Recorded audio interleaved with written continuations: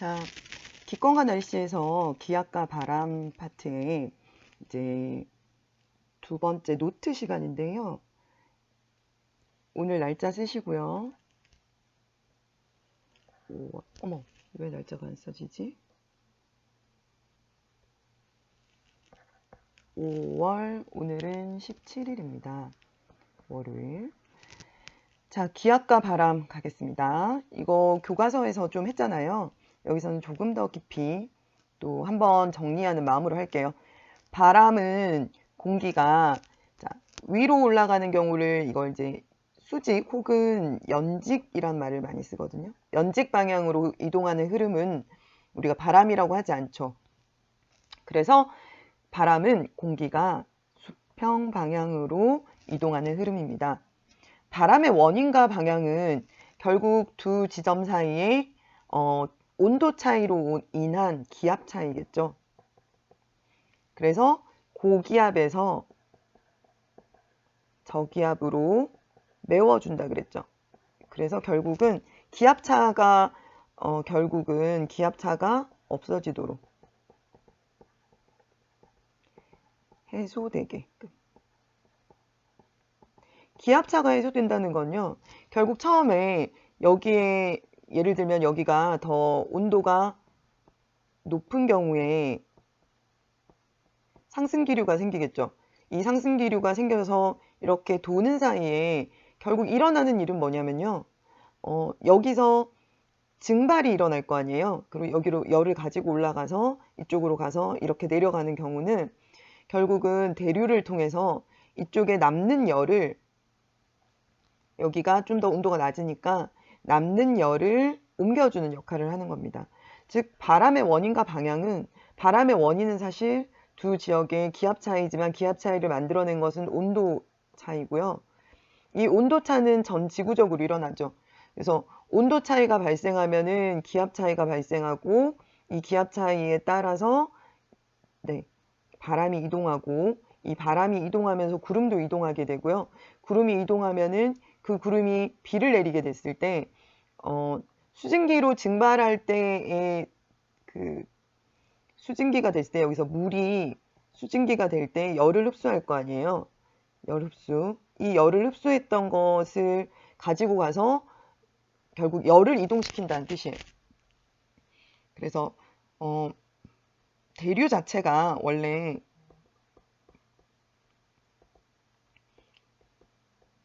지구상의 열 평형이죠. 열을 옮겨주는 역할을 하는 거죠. 자, 지표면이 가열되는 곳은 주변보다 가벼워져서 공기가 상승하고 상공에서는 공기가 더 이상 올라갈 데가 없어서 퍼져나가가지고 이렇게 퍼져나가게 되죠. 퍼져나가게 돼서 지표면의 기압은 낮아지게 됩니다. 그래서 얘는 계속 끌려 올라가고 여기가 기압이 낮으니까 주변으로부터 바람이 들어오게 되겠죠. 공기가. 지표면이 냉각되는 곳은 지표면의 공기가 하강하고 상공에서는 공기가 모여들기 때문에 모여든 공기가 아래로 내려오죠. 그러면 여기는 주변보다 공기가 많아져서 고기압이 된다. 그런 뜻입니다.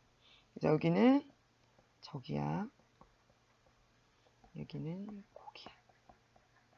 이렇게 됩니다. 자, 또 가볼게요. 해륙풍과 계절풍은 이제 해륙풍의 경우는 스몰 스케일, 작은 규모고요. 계절풍의 경우는 아주 큰 규모인데 일단 여기 이 페이지에서는 해륙풍에 대한 것만 나와 있죠. 육지가 바다보다 빨리 가열되고 빨리 냉각되어 나타나는 무엇 차이다라고 되어 있는데요. 여러분은 비열이란 말을 들어봤는지 모르겠는데 이게 뭘 얘기하는 거냐면요. 똑같이 열을 가해도 빨리 가열되는 애가 있고 늦게 가열되는 애가 있죠. 냄비 같은 경우에는 금방 가열되고요. 또 뚝배기 같은 경우에는 천천히 가열되고 그냥 일반 냄비와 비교했을 때 뚝배기는 천천히 가열되고 천천히 식죠. 이런 경우에 얘들의 비열을 비교하면은 뚝배기의 비열이 더 크다고 할 수 있는 거예요. 그래서 뭐 이것과 같은 원리로 땅과 해수를 생각했을 때 물은 천천히 가열되고 땅은 금방 가열돼요. 대신에 금방 식겠죠. 그러니까 열을 많이 간직하고 있지 못한다는 뜻이에요. 해수는 열을 더 많이 가지고 있고 많이 가지고 있으니까 얘가 온도가 올라가는 속도가 늦는 거죠. 더 많이 가질 수 있으니까. 그래서 차차 차오르는 속도 자체가 틀린 거예요. 다른 거예요. 자, 그래서 어쨌든 육지는 바다보다 빨리 가열된다는 거예요. 그리고 또 빨리 냉각돼요. 그래서 둘 사이에 비열 차이에 의해서 나타나는 온도 차이가 있겠죠. 이 온도 차이는 결국 기압 차이를 만들어내게 됩니다. 그러면 기압 차이는, 자, 우리 뭘로 배웠죠? 네, 기압 차이는 결국 무조건 바람을 일으키게 되는 거죠. 자, 해류풍은 해안 지역에서 하루를 주기로 풍향이 반대 방향으로 바뀌어 부는 바람을 해류풍이라고 하는데, 자, 저번에도 얘기했지만 해풍이라는 것은, 자, 바람은 불어오는 방향을 말한다 그랬죠. 그래서 이거는 무조건 바다로부터. 해풍이란 말만 들어도 여러분은 짠냄새가 난다라는 생각이 들어야 돼요. 자, 낮에는 육지가 바다보다 더 많이 가열되므로 그러면 육지가 더 위로 공기가 올라가 버리겠죠. 그럼 여기가 상대적으로 저기압이 되겠죠. 여기가 고기압이 되겠죠. 그래서 바람은 고에서 저로 부니까 상대적으로 기압이 육지가 바다보다 상대적으로 기압이 낮아져겠죠. 낮아져 바다에서 육지 쪽으로 해풍이 분다. 자, 아까도 얘기했지만 바다로부터 불어오니까 해풍이라고 했잖아요. 그래서 무조건 해풍이란 말 자체가 거기가 고기압이구나 라는 거를 알 수 있다는 겁니다. 바다가 고기압, 해풍이니까. 그러면 나머지는 뭐 무조건 저기압이겠죠. 반대로 육풍이라는 것도 결국 여기가 육지라면 육지가 고기압, 그죠? 그 다음에 여기가 저기압이 되기 때문에 불어가는 거예요. 상대적으로 기압이 육지가 바다보다 높아져서 네, 육지에서 바다 쪽으로 육풍이 분다. 자, 그런데 그럼 이제 여기서 선생님이 저번에 안 했던 질문을 할게요. 해풍과 육풍 중 어느 것의 풍속이 더 빠를까? 해풍과 육풍 중에서 어느 것의 풍속이 더 빠를까요? 자, 이거는 가열되는 속도 때문에 차이가 나고 이거는 냉각되는 속도 때문에 차이가 나죠. 근데 사실 진짜 주된 원인은 태양에게 있는 거잖아요. 그래서 그러니까 낮에 더 온도차가 커요. 그래서 해풍이 더 강하다. 온도차가 클수록 기압차도 크고요. 자, 여기는 이제 기압선을 가지고 나타냈는데요. 여기가 만약에 뭐 990 헥토파스칼이다. 그러면 얘는 여기는 요 부분은 뭐 1000 헥토파스칼이다. 이렇게 되는 거예요. 그러면은 여기서부터 여기까지는 여기가 고, 여기가 저 이렇게 되는 거죠. 얘는 위로 올라가니까 위로 올라간 곳은 주변보다 더 공기가 많아지겠죠. 그래서 여기서 여기로 상층에선 이렇게 바람이 불고 대류가 일어나는 거죠. 그리고 육지가 고, 그 다음에 여기가 저. 그러니까 공기가 데워져 상승한다라고 하기엔 좀 어폐가 있고요. 요거를 고치면 이제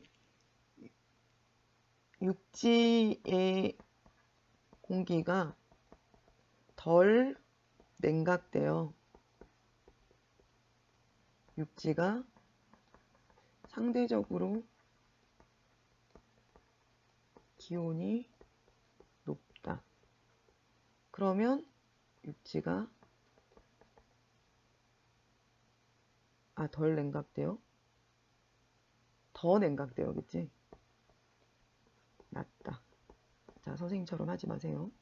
육지가 기온이 낮으니까 고기압이 된다. 됐습니다. 자, 다음 페이지로 넘어갈게요.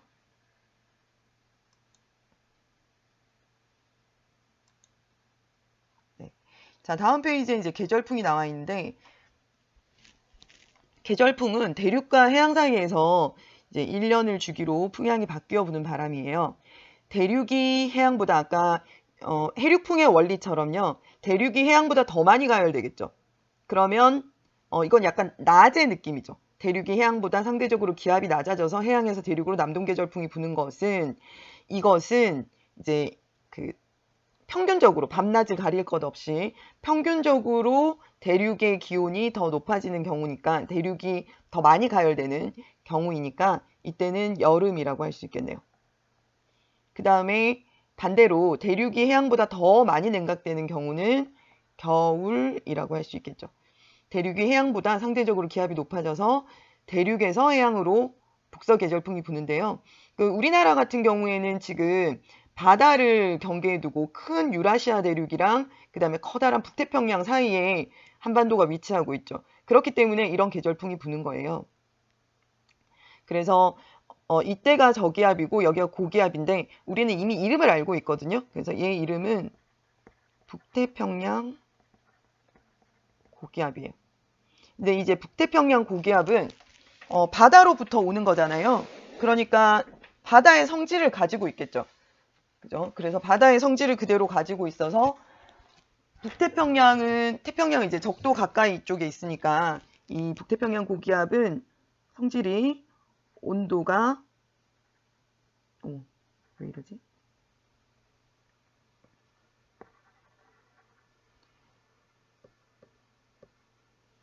북태평양 고기압은 온도가 높고 그다음에 습도도 높죠. 이런 경우를 우리가 뭐라고 하냐면 고온 다습하다라고 얘기합니다. 그래서 북태평양 고기압의 영향을 받는 한여름에는요. 굉장히 습하면서 온도가 높죠. 그래서 불쾌지수가 굉장히 높아지는 거예요. 비도 많이 오고 이런 거고요. 그 다음에 이제 겨울이 됐을 때는 시베리아 쪽에 고기압이 위치하게 돼요. 그래서 얘는 시베리아 고기압. 시베리아가 여기 땅덩이가 엄청 크잖아요. 이렇게 위쪽에 있는 아주 크게 냉각된 육지의 바람이 이쪽으로 내려오는 거예요. 그럼 위쪽이 북극이잖아요. 북극 지역이잖아요. 그러면 거기는 물이 없죠. 그러니까 습도는 낮고 그 다음에 온도도 낮겠죠. 그래서 이런 거는 한랭 건조하다고 얘기합니다. 시베리아 고기압의 특징은 한랭 건조예요. 그런데 얘네가 뭐 늘 똑같이 영향을 미치는 게 아니라 얘도 뿔뚝 그러니까 성장했다가 감소했다가 성장했다가 감소했다 하거든요. 그래서 우리나라가 겨울의 날씨가 지금은 또 그렇지도 않지만 예전에는 사만사온이라고 했었어요. 3일은 춥고 나머지 4일은 좀 따뜻하다가 다시 시베리아 고기압이 확장해 오면 또 추워지는 거예요. 그래서 시베리아 고기압의 영향으로라고 하면은 겨울, 그 다음에 북태평양 고기압의 영향으로라고 하면 여름. 그래서 이 북태평양 고기압이 올 때는 우리나라에 무더위가 찾아옵니다. 그러니까 여름이어도 그 전에 그렇게까지 막 춥지 않을 때가 있죠. 그러니까 막 너무 안 불쾌할 때가 있잖아요. 그때에 영향을 미치는 것은 이제 아직까지 다음 시간에 배우겠지만 여기도 기단이 하나 있거든요. 여기가 오호츠크해인데 오호츠크해 기단이랑 이제 여기 있는 북태평양 기단이랑 두 개가 세력을 둘이서 확장해 가요. 그럼 오호츠크해 기단이 있다가 북태평양이 올라와. 그럼 이 둘이 만나가지고 여기서 기싸움을 하거든요. 근데 얘도 바다 기단이잖아요. 두 개가 기싸움을 하고 있을 때 우리나라에는 장마가 찾아옵니다. 그거는 다음 시간에 좀 더 하도록 할게요. 우리나라 주변 할 때. 자, 확인 문제. 바람을 설명한 내용으로 옳은 것을 보기 위해서 모두 고른 것은 수직 방향으로 이동하는 것은 우리가 바람이라고 하지 않고 수평 방향. 두 지점 사이의 기압 차이에 의해 발생한다. 뭐 맞는 말이죠. 기압이 높은 곳에서 낮은 곳으로 분다. 그렇습니다. 해류풍과 계절풍을 설명한 것으로 옳지 않은 것은 낮에는 바다에서 육지 쪽으로 해풍이 분다. 맞고 뭐 그려놓고 시작하셔도 돼요. 이거는 외우는 게 아니거든요. 그래서 여러분이 이렇게 그려놓고요. 바다가 있으면은 자 낮에는 얘가 더 뜨거워지겠네. 육지가 빨리 뜨거워지겠네. 아스팔트 엄청 덥잖아요. 그거 상상하시면 돼요. 이렇게 올라가 버리면은 여기는 저기압이 되겠네. 그럼 여기가 고기압이겠네. 그럼 이렇게 바람이 불겠네. 바다에서 불어오네. 그럼 이름은 해풍이겠구나. 이렇게 기억하시면 돼요. 그러니까 이거를 원리를 생각하셔야지 이걸 해류풍을 외우려고 그러면은 정말 헷갈려요. 둘 중에 하나는 더 헷갈리잖아요. 그러니까 원리를 아셔야 돼요. 아시겠죠? 반드시 원리를 이해하고 직접 그려서 친구에게도 혹은 스스로 설명해 보기. 이래야 기억이 되세요. 자, 밤에는 바다가 육지보다 상대적으로 기압이 낮다. 자, 이미 낮에 지금 저기압이죠. 그럼 밤에는 고기압이겠죠. 밤에 보면은 여기는 덜 냉각되죠. 그래서 육지의 온도가 더 냉각되죠. 자꾸 왜 이러냐. 온도가 낮고 여기가 온도가 높겠죠. 바다가. 그래서 육지 쪽이 여기가 이렇게 올라가니까 육지 쪽이 상대적으로 고기압, 바다 쪽이 저기압. 그래서 육지에서 이렇게 바람이 부는 거예요. 그래서 여러분이 그러니까 바닷가에서 잘 때 있잖아요. 밤에 그렇게 쾌적하지 않아요. 그러니까 이쪽에서 이렇게 바람이 불어가면서 뭔가 좀 후덥지근하니 그렇더라고요. 밤에는 바다가 육지보다 상대적으로 기압이 낮다. 맞는 말이네요. 바다가 육지보다 더 많이 가열되고 더 많이 냉각되기 때문에 발생한다. 이건 틀렸죠. 그렇죠? 우리나라에서는 여름에 남동, 겨울에 북서 계절풍이 분다. 맞고 계절풍은 대륙과 해양 사이에 1년을 주기로 풍향이 바뀌어 부는 바람이다.